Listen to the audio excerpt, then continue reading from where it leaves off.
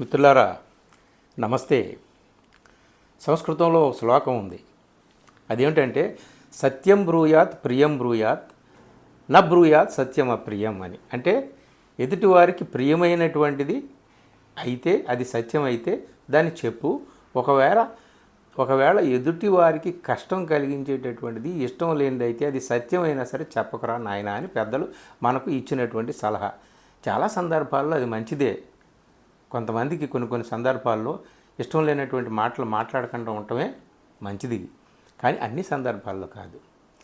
కొన్ని చారిత్రక సందర్భాలు ఎదురవుతాయి. కాలం నిన్ను డిమాండ్ చేస్తుంది నువ్వు ఎటువైపు అని. తప్పనిసరిగా సత్యం వైపు, నువ్వు నమ్మిన సత్యం వైపు నిలబడాలి. ఒకవేళ నువ్వు నమ్మింది సత్యం కాకపోవచ్చు, అది వేరే విషయం. కానీ అటు ఇటు కాకుండా గోడ మీద పిల్లివాటంలా ఉండడం లేదా మౌనంగా ఉండడం చారిత్రక సందర్భాల్లో అది ఇంకా దారుణం, నేరం, దుర్మార్గం. మిత్రులారా, మనం అనేక విషయాలు మాట్లాడుకుంటూ ఉంటాం. ఇక్కడ ఈ వేదిక మీద నేను చాలా విషయాలు మాట్లాడుతూ ఉంటాను. మతపరమైన విషయాల దగ్గరికి వచ్చేటప్పటికి కొంతమంది మతతత్వవాదులకి ఇష్టం లేకపోవచ్చు, కష్టం కలగవచ్చు, వాళ్ళు నన్ను తిట్టుకోవచ్చు. కానీ కొన్ని మానవీయ ప్రామాణిక సూత్రాలని ఆధారంగానే చేసుకొని నేను మాట్లాడతాను తప్ప ఎవరిని వ్యక్తిగతంగా టార్గెట్ చేసి కాదు. ఏ కులానికి, ఏ వర్గానికి, ఏ మతానికి వ్యతిరేకంగా కాదు. వర్గీకరణ విషయంలో కూడా నేను అవే అభిప్రాయాలని కొన్నిటిని వ్యక్తం చేస్తున్నాను. అందరూ నాకు మిత్రులే. గత 40 సంవత్సరాలుగా నేను సాహిత్యంలో ఉన్నాను. ముఖ్యంగా దళిత బహుజన సాహిత్య ఉద్యమంలో ఉన్నాను. నా రచనలో దాదాపు 70-80% దళిత బహుజన సాహిత్యమే. సో తెలుగునాట ముఖ్యంగా మన 2 తెలుగు రాష్ట్రాల్లో కూడా మిత్రులు నాకు అటు మాలల్లోనూ ఇటు మాదిగల్లోనూ దళిత సమాజంలో అందరూ కూడా నాకు మంచి మిత్రులే. కానీ విషయం చెప్పాల్సి వచ్చినప్పుడు మాత్రం తప్పనిసరిగా ఎస్సీ కులాల్లో ఉపవర్గీకరణ అనేటటువంటి విషయం ముందుకు వచ్చినప్పుడు నేను 30 సంవత్సరాల క్రితమే రాసినటువంటి నా కలనేత పుస్తకంలో ఒక కవిత రాశాను. ఆ కవితలోనే చెప్పాను, దారి దండోరాదని. ఎందుకంటే ఈ కొట్లాట్లు ఎందుకు, ఈ యుద్ధాలు ఎందుకు, ఈ ప్రత్యక్షంగా పరోక్షంగా ఈ దాడులు ఎందుకు, అన్నదమ్ముల మధ్య ఈ వైషమ్యాలు ఎందుకు, ఇంత విముఖతలు ఎందుకు, చక్కగా హాయిగా ఎవరి వాటా వాళ్ళు తీసుకుంటే పోతుంది కదా అని చెప్పేసి అప్పుడే చెప్పాను. అట్లా జరిగితేనే, వర్గీకరణ జరిగినప్పుడే మీ మధ్య ఐక్యత ఏర్పడుతుంది తప్ప వర్గీకరణ ఐక్యతను చెడగొట్టేది కాదు అని చెప్పి ఎప్పుడు నేను చెప్పేటటువంటి వాదన అదే. సో ఇది కొంతమందికి కష్టం కలిగించవచ్చు. కానీ మిగతా వాళ్ళు ఎవరెవరో ఏవేవో మాట్లాడుతున్నారని చెప్పేసి అందరి ఘటన నన్ను కూడా కట్టడానికి వీల్లేదు. ఇందులో చాలా హేతుబద్ధంగా రీజనబుల్గానే నేను మాట్లాడుతున్నాను. నా అభిప్రాయాన్ని పక్కన పెట్టండి. సరే, ఇప్పుడు ఈ విషయం మీద సుప్రీంకోర్టు ఫైనల్గా ఒక జడ్జిమెంట్ అంటూ ఇచ్చిన తర్వాత దీన్ని కూడా అడ్డుకోవడానికి కొందరు ప్రయత్నం చేస్తున్నారు. సరే, వాళ్ళ ప్రయత్నాలు వేరు, వాళ్ళ ఆర్గ్యుమెంట్లు వేరు, వాళ్ళ పోరాటాలు వేరు. ఎవరి మనసులో ఏముందో ఏమిటో ఇదిగో ఇట్లాంటి సందర్భంలోనే బయటకు వస్తుంది. ఎవరెవరినో మనం విప్లవకారులని, మహా అభ్యుదయగాముకులని చెప్పి, ప్రగతివాదులని చెప్పి అనుకుంటాం. గొప్ప గొప్ప ప్రజా కళాకారులని చెప్పి అనుకుంటాం.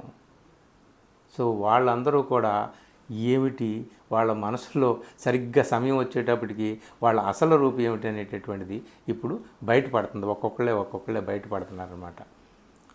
మేము అన్నదమ్ములం కదా, మేము తేల్చుకుంటాం, మీరెందుకు మాట్లాడతారు అని ఎవరైనా అడగవచ్చు.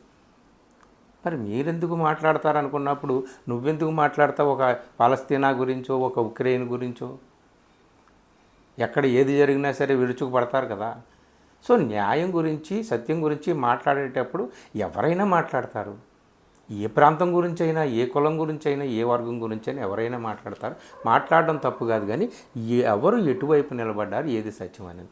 ఈ వర్గీకరణ విషయంలో నాకు తెలిసి ఇప్పటి వరకు ది హిందూ లాంటి, ఇండియన్ ఎక్స్ప్రెస్ లాంటి పత్రికలు కాదు, న్యూస్ పోర్టల్స్, ది వైర్ లాంటి, స్క్రోల్ లాంటి న్యూస్ పోర్టల్సే కాదు, చాలా సోషల్ మీడియా వేదికలు కాదు, చాలామంది మేధావులే కాదు, చాలామంది దాదాపు 190 మంది పైగా ఈ వర్గీకరణను సమర్థిస్తున్న వాళ్ళే.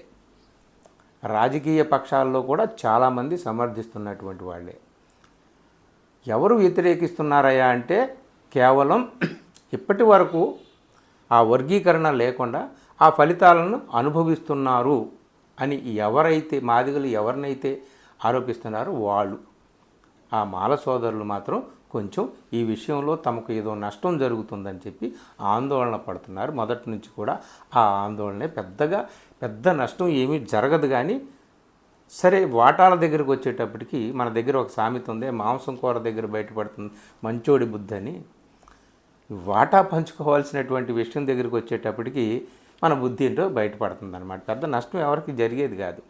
నాకు తెలిసి ఈ వర్గీకరణ అనేటటువంటిది జరిగితే దూరం ఏదైతే ఉందో, అగాధం ఏదైతే ఉందో అవన్నీ తొలగిపోయి అందరూ ఏకమయ్యి మూకుమ్మడిగా ఐకమత్యంతో చేయాల్సినటువంటి పోరాటాలు చాలా ఉన్నాయిరా నాయన. అసలు రాజ్యాంగానికి ఎసరు పెట్టేటటువంటి రోజులు వస్తున్నాయి. రాజ్యాంగం ప్రసాదించేటటువంటి హక్కుల మాట దేవుడెరుగు. అసలు రాజ్యాంగమే పోతే దాన్ని కాపాడుకోవడానికి ఒక భయంకరమైనటువంటి యుద్ధానికి సిద్ధం కావాల్సినటువంటి తరుణంలో ఇప్పుడు ఇట్లాంటి చిల్లర మల్లర గవర్నమెంట్ ఉద్యోగాలే పోతున్నాయి. పెద్ద కంపెనీలను మూసేస్తున్నారు. రైల్వేస్ లాంటివే మూసేస్తున్నారు. పోస్టల్ డిపార్ట్మెంట్ లాంటి వాటిని మూసేసేటటువంటి పరిస్థితి వస్తుంది. గవర్నమెంట్ ఉద్యోగాలు ఎక్కడ? సో వాటిని అన్నింటినీ కాపాడుకోవడానికి ఒక సమైక్య సమరం సాగించాల్సినటువంటి తరుణంలో అందరూ ఐక్యంగా ఉండాలి. ఐక్యంగా ఉండడం కోసం ఈ వర్గీకరణ అనేటటువంటిది చాలా ఉపయోగపడుతుందని నా అభిప్రాయం. నా అభిప్రాయం తప్పైతే మీరు చెప్పవచ్చు. నేను మీ శత్రువుని కాదు, ఎవరికి శత్రువుని కాదు, ఎవరికి మిత్రుని కాదు, అందరూ నాకు ఆప్తులే, ఆత్మీయులే. అయితే ఈ విషయంలో ఇక్కడ నేను చెప్పేది ఏమిటి అంటే, చాలామంది మేధావులు కొంతమంది డౌట్ ఎక్స్ప్రెస్ చేస్తున్నది ఏమిటి అంటే, నిజంగా సరే మాలలు వాళ్ళు ఆందోళన చెందుతూ మాకేదో నష్టం జరుగుతుంది అని చెప్పి వాళ్ళు చేస్తున్నటువంటి ఆర్గ్యుమెంటు, ఆ విషయాన్ని పక్కన పెడదాం. ఎందుకంటే ఈ విషయంలో కులగణన అనేటటువంటి క్యాస్ట్ సెన్సస్ అనేటటువంటిది చాలా ముఖ్యమైనది. ఇది ఎప్పుడో జరిగింది. ఇప్పుడు ఉపవర్గీకరణ అనేటటువంటిది చేసినప్పుడు ఆ కులగణన అనేటటువంటిది మస్ట్ అండ్ షుడ్గా చేయాలి. ఎప్పుడో జరిగిన జనాభా లెక్కలను తీసుకొని ఇప్పుడు దాన్ని అప్లై చేయడానికి వెళ్ళలేదు. ఎవరు నిజంగా ఎంతమంది ఉన్నారు, మాలలు ఎంతమంది, మాదిగలు ఎంతమంది, రెల్లి ఎంతమంది, ఇట్లాగా ఆదివాంతులు ఎంతమంది, ఈ ఉపకులాలు ఎవరు ఎంతమంది ఉన్నారో వాళ్ళ నిష్పత్తి, వాళ్ళ జనాభా నిష్పత్తికి అనుసారంగా వాళ్ళకి ఇచ్చేస్తే సరిపోతుంది అనమాట. ఎవరు ఇందులో కొట్టుకోవాల్సినటువంటి పెద్ద పనేమి లేదు.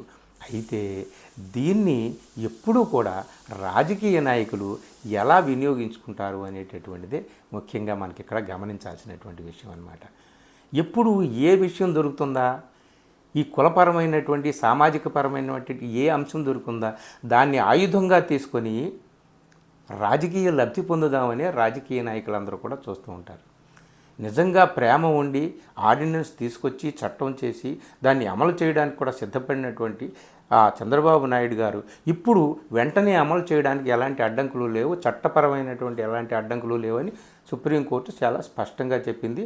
ఇది రాజ్యాంగపరమైనటువంటి ఎలాంటి సవరణకు ఎలాంటి అవరోధానికి ఇక అవకాశం లేదు అని చెప్పి supreme court chief justice DY Chandrachud చాలా స్పష్టంగా చెప్పారు. రాష్ట్రపతి జారీ చేసినటువంటి దళిత కులాల సూచీకి ఇది ఏ విధంగా కూడా దెబ్బతీయదు ఈ తీర్పు అని చెప్పేసి, అంటే ఉపవర్గీకరణ అనేటటువంటిది, షెడ్యూల్డ్ కులాల్లో ఉపవర్గీకరణ అనేటటువంటిది రాజ్యాంగ స్ఫూర్తిని దెబ్బతీసేది కాదు. ఆ రాజ్యాంగంలో 341వ అధికరణం ఆర్టికల్ ఏదైతే చెప్తున్నారో దాని స్ఫూర్తిని కూడా దెబ్బతీసేది కాదని చీఫ్ జస్టిస్ స్వయంగా చెప్పారనమాట. కాబట్టి ఆ రాష్ట్రాల మీద వదిలేశారు. రాష్ట్రాలు కావాలనుకుంటే ఇంప్లిమెంట్ చేయవచ్చు. మరి ఇంప్లిమెంట్ చేయడానికి వీళ్ళు తర్జన భర్జనలు పడుతున్నారు, మల్లగుల్లాలు పడుతున్నారు అంటే ఇక్కడ మళ్ళీ రాజకీయ అంశాలేవో అడ్డు వస్తున్నాయన్నమాట.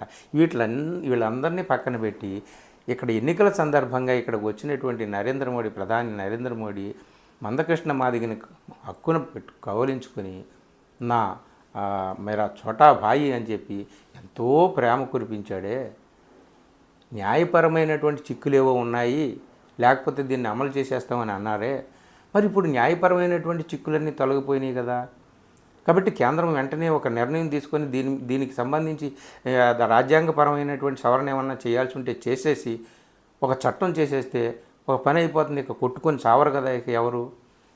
అప్పటి వరకు ఇది ఇలా రగులుతూనే ఉంటుంది కదా. కాబట్టి మళ్ళీ కొత్త పోరాటానికి, మళ్ళీ ఒక కొత్త యుద్ధానికి దళిత సోదరుల్లోనే ఒక మంట పెట్టినట్టుగా కాకుండా ఈ మంటను శాశ్వతంగా చల్లార్చి వాళ్ళందరూ కూడా ఐక్యంగా ఉండేటట్టు చేయాలనే సద్బుద్ధి కానీ కేంద్రానికి కానీ రాష్ట్రాలకి కానీ ఉంటే ఇప్పుడు అందరూ కలిసి వెంటనే చర్యలు తీసుకుంటే మంచిది. మరి అదే ప్రధాని నరేంద్ర మోడీ గారు మందకృష్ణ మాదిగని కౌగిలించుకొని నేనున్నానని చెప్పి వాగ్దానం చేసి వెళ్ళినటువంటి ఆయన ఈ విషయం మీద ఇంతవరకు మౌనంగానే ఎందుకున్నారు? ఆయన వ్యూహం ఏమిటి? ఇప్పటికే ఎన్డీఏలో కొంతమంది వ్యతిరేకిస్తున్నారు, కొంతమంది సమర్థిస్తున్నారు. ఆల్రెడీ చిరాగ్ పాస్వాన్ దీని మీద బయటకు వచ్చి మాట్లాడాడు, దీన్ని మేము వ్యతిరేకిస్తున్నామని చెప్పి. క్రీమీ లేయర్ని వ్యతిరేకిస్తున్నాం. సరే, క్రీమీ లేయర్ గురించి పక్కన పెట్టండి, అదేమీ రూలింగ్ కాదు. కానీ ఈ క్లాసిఫికేషన్ని మాత్రం నేను వ్యతిరేకిస్తున్నానని ఆయన చెప్పాడు. ఆయన ఎన్డీఏలో భాగస్వామి. దీన్ని సమర్థిస్తున్నామని చెప్పి అవుట్ రైట్గా చంద్రబాబు నాయుడు గారు చెప్పాడు. కాబట్టి ఎన్డీఏలో లుకలుకలు ప్రారంభమయ్యాయి. ఎంతమందిని ఏం చేయాలి, ఎంతమందిని సవర చేయాలి, ఎంతమందిని దువ్వాలి, ఏం చేయాలి. అయినప్పటికీ బలం ఉంది కదా. చాలామంది ప్రతిపక్ష పార్టీలు కూడా కాంగ్రెస్తో సహా అందరూ కూడా మద్దతు ఇచ్చేటటువంటి అవకాశం ఉన్నటువంటి ఇదే తరుణంలో కేంద్రం ఒక నిర్ణయం తీసుకోవడానికి ఇంకా ఎందుకు తాత్సారం చేస్తోంది, ఇంకా ఎందుకు తటపటాయిస్తోంది? వాళ్ళు దీన్ని ఇలాగే పొడిగిస్తూ దీని నుంచి వచ్చేటటువంటి రాజకీయ లబ్ధిని దశాబ్దాలుగా పొందాలని అనుకుంటున్నారా? అదేనా ఈ మౌనానికి అర్థం అని మనకి అర్థం చేసుకోవాల్సినటువంటి పరిస్థితి వస్తుందన్నమాట. నిజంగా అందరూ కోరుకుంటే ఇది పెద్ద సమస్య కాదు. సుప్రీంకోర్టు ఆల్రెడీ తీర్పు ఇచ్చేసింది కాబట్టి చూడాలి. మరి కేంద్రం చేతిలో, కేంద్రం కోర్టులో ఇప్పుడు బంతి ఉంది, సుప్రీంకోర్టులో కాదు. బంతి ఇప్పుడు కేంద్రం కోర్టులో ఉంది. మరి ఏ ఆట ఆడతారో. నిజంగా యోగేంద్ర యాదవ్ చెప్పినట్టు రాజకీయ నాయకులు దీన్ని ఒక అస్త్రంలా వాడుకోవడానికి, దీన్ని ఒక అస్త్రంలా ప్రయోగించి తమ ప్రయోజనాలని కాపాడుకోవడం కోసం ఉపయోగించుకుంటారా, లేక దీన్ని శాశ్వత పరిష్కారం కోసం ఏమైనా అడుగులు కదుపుతారా లేదా అనేటటువంటిది చాలామంది అనుమానాలు వ్యక్తం చేస్తున్నారు. మరి దీనికి కూడా సమాధానాలు చెప్పవలసింది అధికారంలో ఉన్నటువంటి నాయకులే. మిత్రులారా, నేను మొదటి నుంచి ఒకటే మాట చెప్తున్నాను, మనం సత్యం వైపు నిలబడదాము. కొంత మనకి నష్టం కలిగిన, కొన్ని మనం కోల్పోయినా మిత్రులందరం కూడా ఏకతాటిపై నిలబడేటటువంటి ఒక అవకాశం వస్తున్నప్పుడు అటువైపే మనం నిలబడదాం, నిజం వైపే మనం నిలబడదాం. అది ఈ వీడియో మీకు నిజంగా నచ్చితే తప్పనిసరిగా మిత్రులకు షేర్ చేయండి. ఒకవేళ నా పాయింట్స్ నచ్చకపోతే మీరు నాతో ఆర్గ్యూ చేయండి. మీరు కామెంట్ బాక్స్లో మీరు ఆర్గ్యూ చేయండి. మనం తిట్టుకోవాల్సిన పని లేదు, కొట్టుకోవాల్సిన పని లేదు. Okay, thank you very much.